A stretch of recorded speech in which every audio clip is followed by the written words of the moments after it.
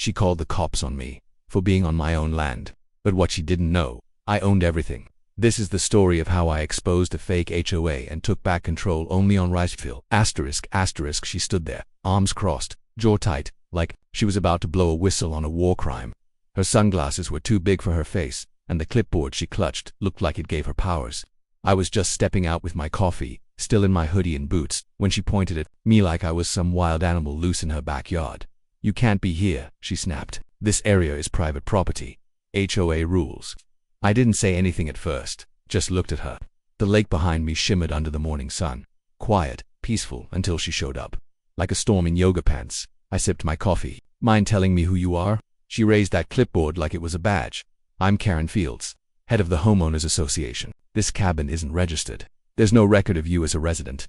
And if you don't leave, I'm calling the cops." I could feel it coming, the same feeling I'd gotten in Afghanistan when someone tried to threaten what was mine, but I didn't react. I just nodded slowly. "Call them." Her eyes narrowed. "Excuse me," I said. "Go ahead. Call 911. She hesitated for a second, maybe expecting me to back off. But when I didn't flinch, she fumbled for a phone and started dialing like she'd just caught a fugitive. "I have a trespasser at Lakeshore Drive," she told the operator, loud on purpose, refusing to leave, possibly armed. I stared at her, armed. "Really?" She ended the call with a smug smile and leaned in. "They'll be here in 5. You should start packing." I didn't move, didn't blink, because she had no idea, that I wasn't just some guy squatting in a lake cabin, that I didn't just own the place. I owned every single property around this lake, including hers, but I wasn't gonna say that yet. Let her dig her own grave. I turned back toward my porch and sat down on the wooden chair like nothing happened. Karen kept staring, pacing, whispering something under her breath. She had no clue the game she'd just started, and what it was gonna cost her. The sirens came fast, too fast, like they were already in the neighborhood waiting for someone like me to show up. The sheriff cruisers rolled up the dirt road, gravel popping under their tires. Karen ran toward them like she was being rescued from a hostage situation there. She shouted, pointing at me, "That's him. That's the man I told you about. He's trespassing. Refused to identify himself. Could be dangerous." One of the deputies, tall and serious, stepped out. The other stayed back, hand on his holster. I didn't move from my chair, just took another sip of coffee, letting the silence speak. "Sir," the first deputy called out, "can we have a word?" I nodded and stood up slowly, keeping my hands visible. "Sure, what's the problem?" Karen jumped in before he could answer. "He's lying about being a resident. This cabin's not on our HOA registry. We have strict rules here and he's violating all of them. No overnight stays, no boats docked, no renovations, nothing. He's been here all weekend." The deputy looked at me again, calm but cautious. "Can I see some ID?" I pulled my wallet out, handed it over without a word. He studied it for a moment, then looked up. "Mr. Malik," I nodded. "Yeah. Do you have proof you live here?" Karen laughed loud and sharp. "He doesn't. That place isn't even on file. We've had squatters before. This one's probably pulling the same scam." I let out a small breath, reached into the side drawer of the porch cabinet, and pulled out a thick folder. Inside, property deeds, surveyor maps, legal documents, all with my name on them. I handed it to the deputy. He took one look, then another, and his expression changed. Not confused, not uncertain. Just quiet, focused. Karen noticed it too. What is that?" The deputy ignored her and flipped through a few more pages. "Mr. Malik," he said carefully, "according to this, you don't just own this cabin. You own all 8 properties along the lake's edge." Karen's mouth dropped open. That can't be right. That land was sold years ago. We have an HOA agreement. We have rules." I looked straight at her, calm. "Those rules don't apply to private landowners. And guess what? This lake, this land, even the lot your house is on, it's all on my title." She stumbled back like she'd been slapped. The second deputy walked over to confirm. "It checks out. County records show full ownership. Malik Development LLC, all transferred last fall." Karen's face drained of color. But I wasn't done. "You said I couldn't live here," I said quietly. "You threatened me, lied to the police, and accused me of being armed. You might want to lawyer up." She turned to the deputies. "He's bluffing. He's trying to scare me." The deputy gave her a long look. "Ma'am, you called in a false report." "That's serious." Karen's jaw clenched, but she didn't speak. I took one last sip of my coffee, then said it clearly, just loud enough for her to hear. "I don't fight battles I've already won." Karen didn't leave. Not right away. She stood there like her whole world had cracked open, trying to piece together a new story that would put her back in control. Her voice had changed, less sharp now, more calculating. "There must be some mistake," she said, eyes darting between the deputies and my folder. "These documents, anyone can print these online. For all we know, they're fake." The deputy shook his head. "We already checked the county system. It's legitimate. Everything's been transferred properly. There's no HOA jurisdiction over his land. Karen's lips curled into a forced smile. But what about the community agreement? The lake's shared. He can't just start building things, or I cut in. You mean the community agreement that expired 5 years ago? The one your board never renewed because you didn't have legal authority over any of the lots? That hit her hard. She opened her mouth to respond, but nothing came out. She knew she'd been running things on power that didn't actually exist. I could tell the deputies were about to wrap things up, but I wasn't ready to let her walk away so easily. There's something else, I said, reaching into the folder. Again, Karen's eyes twitched. Now what? I held up a photo and aerial shot. High resolution, dated 3 weeks ago.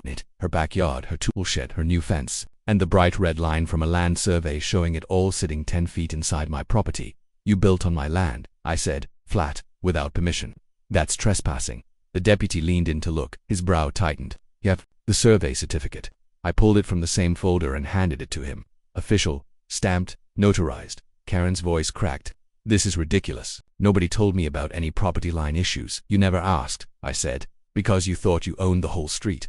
She tried to laugh it off. Okay, let's not make this personal. Maybe we just misunderstood some zoning laws. We can talk this out, neighbor to neighbor. I smiled, but there was no warmth in it. I'm not your neighbor. I'm your landlord. Silence. Even the wind stopped. The deputy exhaled, long and low. Ma'am, you might want to get your property reassessed, and maybe stop issuing fake citations. You're way over the line here. Literally. Karen backed away slowly, like every step might collapse under her. Her whole face had changed, less confident, more hunted. But I wasn't done twisting. The knife. One more thing, I said, pulling out a small flash drive and holding it up. Got security cams all over this property, including audio. Everything you just said. Everything you've done over the last 3 weeks.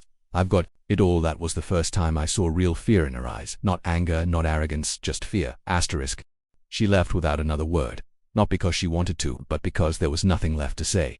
Her Range Rover backed down the gravel road fast, tires kicking up dust, like she couldn't escape quick enough. The deputy stayed for a minute longer, making sure everything was calm. One of them handed me back my documents with a small nod. If she shows up again, he said, just call us directly. You've got the law behind you. I nodded. Appreciate it. They drove off a few minutes later, and for a while, it was just me and the sound of the lake again. The water lapping against the dock, birds calling from the trees. Peace. Exactly why I bought this place in the first place, but it didn't last. Not even 2 days. On Wednesday morning, I found a folded paper nailed to the front of my cabin door. No envelope, no name, just a printed notice of violation in bold letters full of HOA threats and fake fines.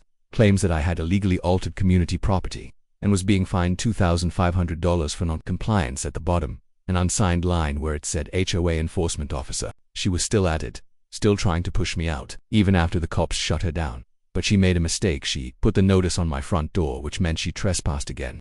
And this time I had it all on video, 4K footage, audio too. Her parking 2 blocks away and sneaking up the path just before sunrise, looking around, checking the windows, then hammering the paper onto my door like she was sealing a warrant. I watched the footage 3 times, calm as ever. Then I made 2 calls. First was to my lawyer. Second was to a buddy of mine, former military, now working in private security and surveillance. Still got that drone tech we used in Florida. I asked him. He laughed. You trying to go high def or full thermal? Both, I said. I've got someone who doesn't understand boundaries. Karen wanted a war she couldn't win. She thought she was dealing with some backwoods loner who didn't know his rights.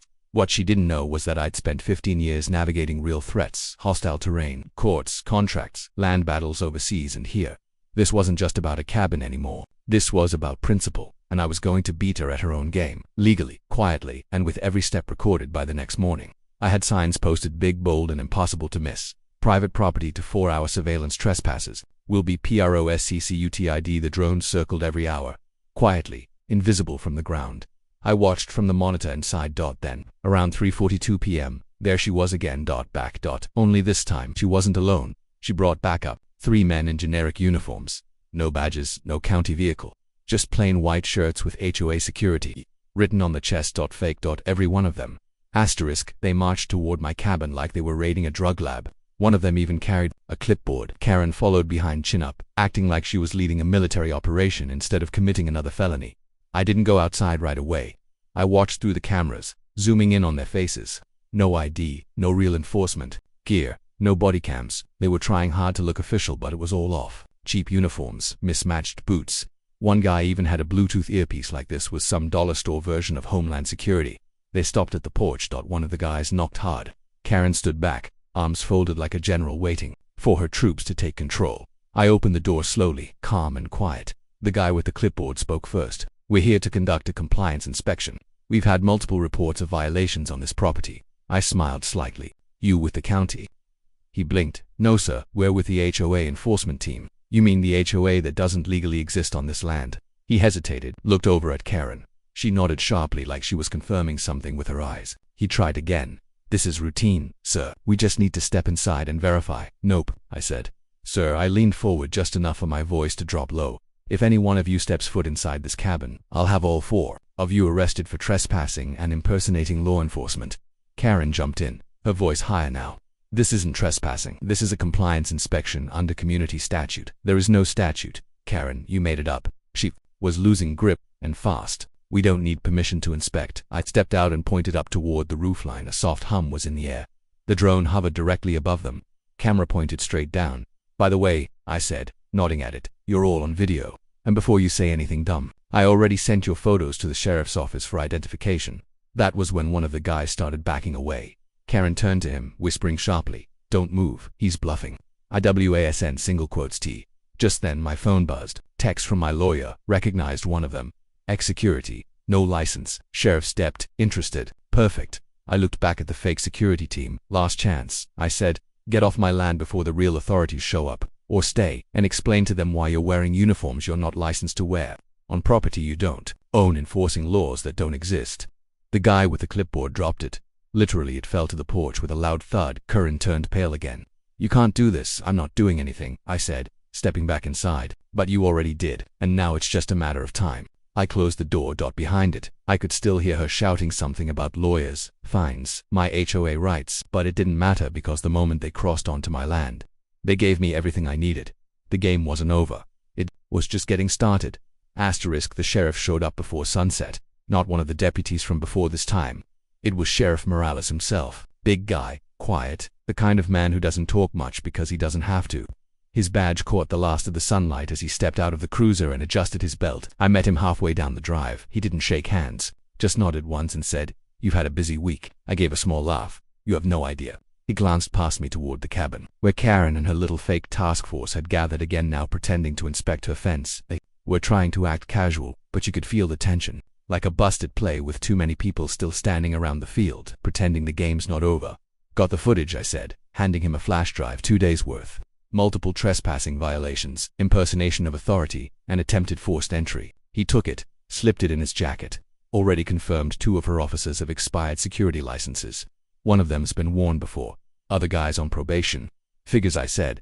Morales looked at me, his expression unreadable. "You sure you want to go the legal route on this?" I didn't answer right away. He continued, "You could file civil, or we could go criminal. But either way, she's not walking away clean." I looked back toward Karen. She was talking fast now, trying to rally her troops, probably telling them I was the problem. But none of them were looking at her. Not really. They were glancing at the sheriff's vehicle. At me, at the house. They knew it was over.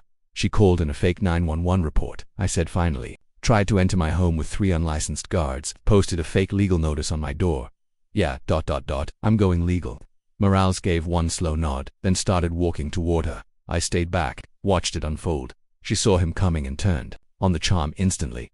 Big smile, open arms, like she hadn't just been trying to intimidate me with a private militia. "Sheriff," she called. "Thank God I've been dealing with this man all week. He's been threatening the community, disrupting the neighborhood, refusing to follow HOA standards." Morales held up one hand. She stopped talking. "Ma'am, I need you to come with me." The smile vanished. "What? Why?" "We're investigating several reports of impersonation and trespassing. You've been identified as the organizer. You have the right to remain silent." No. This is a mistake," she said, stepping back. "I run the HOA. I was protecting our rights." "You're not on file with the county," Morales said calmly. "There's no registered HOA for this land. You don't have enforcement powers, and you entered private property without permission." "I didn't know. I thought," he said, "you lied on a police report." That's when it broke. Her voice cracked. She turned toward me, shouting across the driveway, "You can't do this to me. I built this neighborhood. You think anyone would want to live here without me?" I didn't answer, didn't have to. The deputies cuffed her right. There no yelling, no crowd, just the crunch of gravel under her feet as they walked her to the car. She kept shouting all the way into the cruiser about how this wasn't fair, how I'd tricked her, how this isn't over. But it was, and she knew it, because for the first time since she stepped onto my land, no one was listening to her anymore. The neighborhood was quiet the next day, not peaceful quiet. That kind of silence that settles over a place after the wind's been knocked out of it. No morning dog walkers. No joggers by the lake. Not even the sound of sprinklers or leaf blowers. Just stillness. Karen's house sat dark. Blinds closed. Porch light off. SUV gone. Rumors had already started to spread. People knew something had happened, but nobody wanted to say it out loud. A few neighbors passed by my cabin slower than usual, sneaking glances at the new under surveillance sign I posted by the mailbox. I didn't smile at them, didn't wave, just watched. Let them wonder, let them remember. Later that afternoon, I got a call from Morales. She's out on bail, he said, but the DA's pressing charges, trespassing, filing a false report, impersonating an officer. What about the fake security guys? Being investigated, at least one's going back in. Your video helped, I thanked him. He paused before hanging up. By the way, he added, you planning to keep the place or just bought it to flip? I looked out at the lake. The water was glowing orange under the setting sun. Still, perfect, I'm staying, I said. This land was never just a buy-in. It was earned. Didn't peg you for the quiet type, Morales said with a short laugh. I've been loud enough in other lifetimes, I told him. Now I just want peace.